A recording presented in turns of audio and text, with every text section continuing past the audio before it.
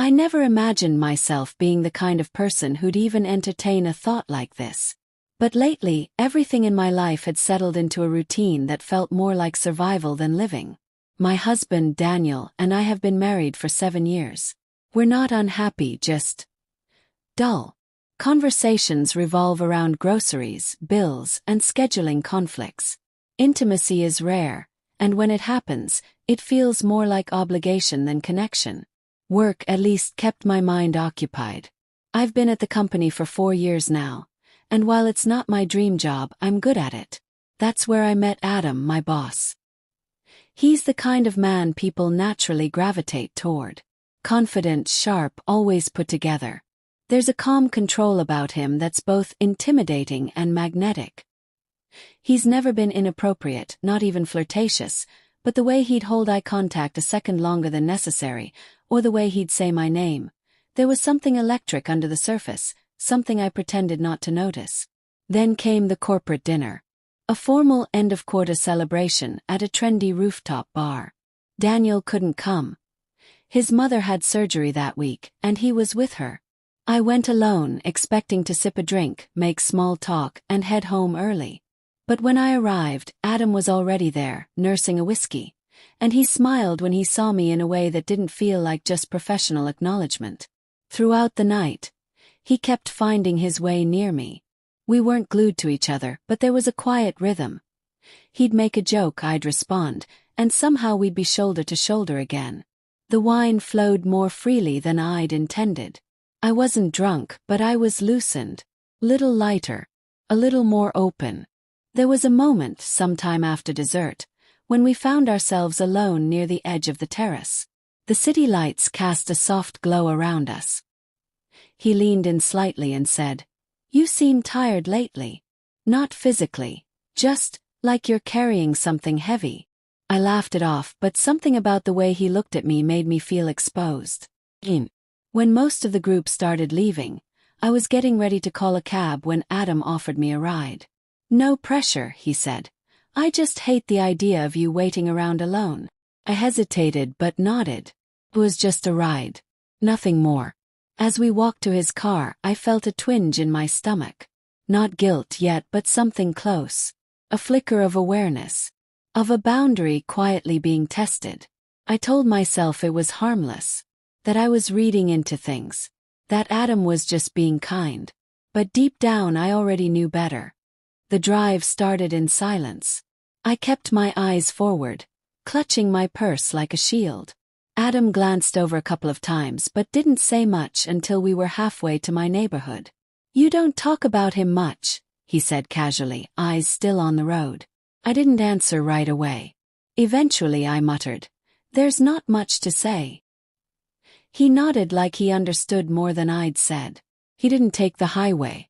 Instead, we went the longer way, through quiet streets lit by streetlights and passing headlights. It felt suspended in time, separate from reality. That's when he told me about his divorce. 2 years ago. No kids. He said it casually, but there was weight behind it. Vulnerability. I felt drawn in, almost protective. We started talking, really talking. About disappointments. About unmet expectations. About how being needed isn't the same as being wanted. When we pulled up to my place, I hesitated before unbuckling. It felt abrupt, like snapping out of a dream. "Want to come in for a nightcap?" I heard myself say it before thinking. He looked at me, measured, careful, then nodded once. "Only if you're sure." I was never sure. Not about anything anymore. Inside, everything was quiet. Familiar surroundings felt strange with him in them. I poured us both a drink, our fingers brushed, and something shifted. There was no sudden grab, no dramatic kiss. Just silence, then closeness. I turned to say something, but the words didn't come. His hand touched my waist, and for a moment I froze. Then I didn't. The kiss was slow, deliberate, almost unsure at first, like we were waiting for someone to shout, "Stop." But no one did. His hands felt different than Daniel's. There was urgency but also intention. Like he was paying attention to every reaction, every breath. I should have stopped. I knew it. I thought about my husband's face, his trust, his routines, but they felt like memories from someone else's life. One thing led to another, but it wasn't just physical. It felt personal, terrifyingly so. I didn't feel like someone who'd made a mistake. I felt like someone stepping into a version of herself that had been buried for years. It wasn't about love. It wasn't about Adam, not really. It was about feeling seen, wanted, alive. It was about not being invisible anymore. Afterward, there was no awkward small talk. He didn't say I was beautiful. I didn't ask what this meant. He stayed for a while, then left with a simple good night. I locked the door behind him and stood there, still and numb.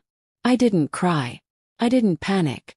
I just felt the weight of something irreversible settling onto my chest. I told myself it was a mistake. That it would never happen again. That this was a line crossed once, regretted forever.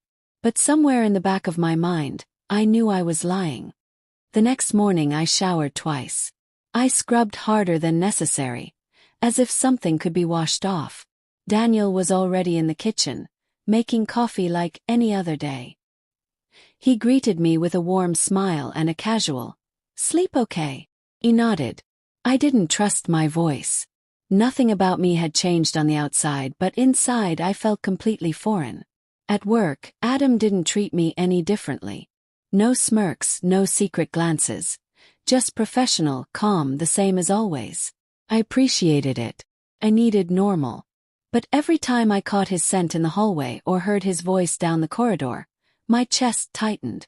Not from excitement anymore, something closer to fear.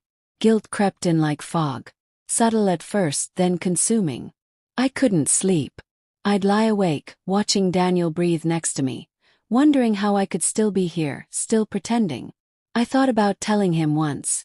Thought maybe confession would free me. But it wouldn't fix anything. It would only break the parts that were still whole. So I stayed silent. Our conversations became shorter. Daniel started noticing. "You've been distant lately," he said one night. "Everything okay?" I told him I was just tired. Work was stressful. He accepted it for now. But his eyes lingered a little longer, and I could see suspicion quietly blooming. At work, I avoided Adam when I could. I buried myself in tasks, stayed at my desk, declined invitations. He didn't press. We didn't talk about that night.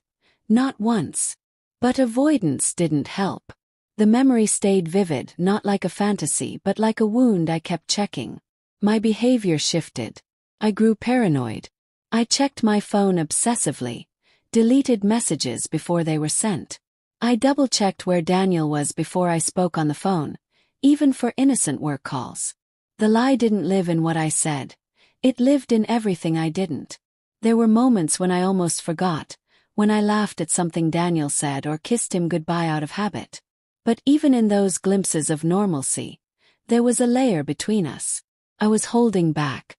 I knew it, and deep down I think he did too. One evening Adam messaged me. Just 4 words. "Are you doing okay?" I stared at it for a long time. I didn't reply. Not because I didn't want to, but because I didn't know how. What could I possibly say? That I wasn't sleeping. That I couldn't look my husband in the eye without feeling like a fraud. The weight of silence is louder than words. I walked through my days like someone impersonating herself. The lie wasn't a single event anymore. It had roots, spreading into every interaction, every decision. I kept telling myself it was over, that it would fade.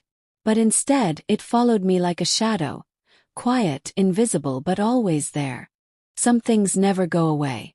They don't haunt you with noise, they just sit there. Quiet, constant, like background static you learn to live with. That night with Adam never turned into a secret affair. Never became a second life. We never repeated it. He never asked to. I never offered. But the silence that followed didn't bring peace. It brought weight. I never told Daniel. Maybe that makes me a coward. Maybe it makes me cruel. I wrestled with the idea 1,000 times. Convinced myself that honesty would bring closure. But the truth is, I didn't confess because I wasn't looking for forgiveness. I was just trying to survive the damage I'd already done. What changed wasn't obvious. We still had dinner, still watched the same shows, still shared a bed. But the ease between us was gone. I became careful with my words, polite with my affection. Every time he smiled at me, I felt it, this horrible, invisible distance that he couldn't name but I had created. It was a slow erosion, the kind that doesn't collapse a structure overnight but hollows it out from the inside.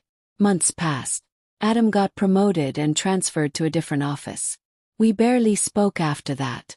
There was no dramatic goodbye, no lingering stare across a hallway. Just a final email about work logistics, then silence. It should have been closure, but it didn't feel like anything. Just absence. I thought his leaving would erase it. That without him near, the memory would dull. Didn't.